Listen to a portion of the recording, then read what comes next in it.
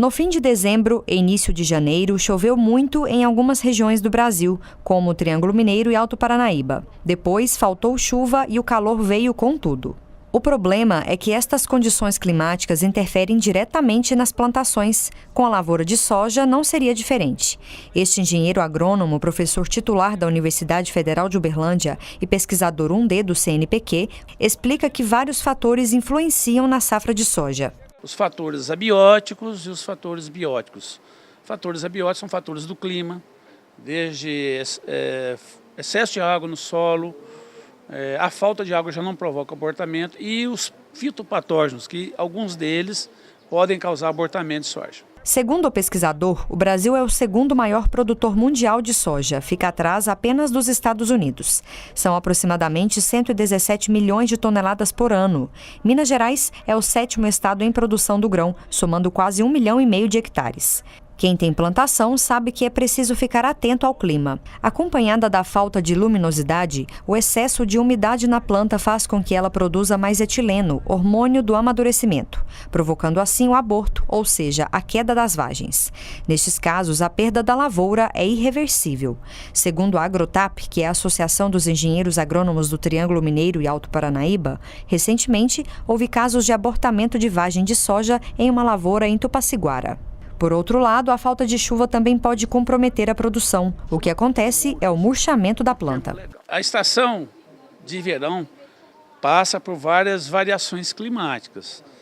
Desde a semeadura, jogou a semente no solo ou na terra, vem os desafios do clima. Tem que ter água para a planta nascer, para ela germinar, emergir.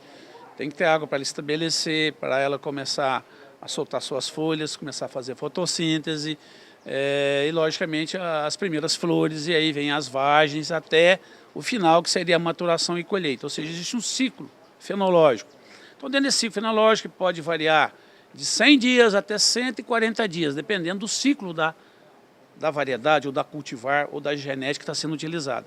Então, nos chamados espaços ou fases, existem todos os desafios do ponto de vista do clima e também dos agentes agressores à soja. Segundo a coordenadora do Laboratório de Climatologia e Recursos Hídricos da UFO, era para ter chovido mais em janeiro, mas isso não aconteceu por conta da formação de um sistema de alta pressão sobre o continente.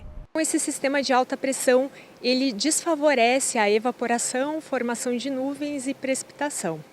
Também tem outros fenômenos menos falados e conhecidos, como, por exemplo, o modo anular sul, que ele ocorre nas altas latitudes, lá na Antártica e latitudes médias. Então ele está numa fase positiva, muito intensa. Então o que isso quer dizer?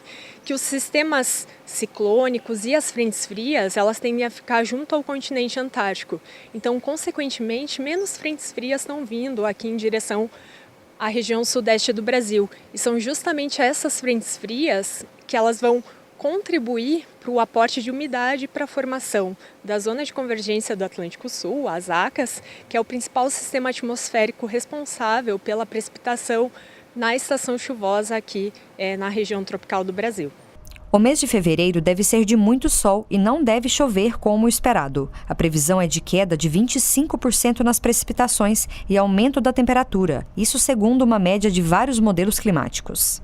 Eles mostram essa queda, essa tendência de diminuição da precipitação de 25% e, consequentemente, um aumento da temperatura de 0,5 grau a 1 grau Celsius. Se faz sol ou chove, não adianta. É preciso saber dos perigos e possíveis prejuízos. O pesquisador da UFO explica que quem trabalha com agricultura precisa estar muito atento às condições climáticas e prever riscos.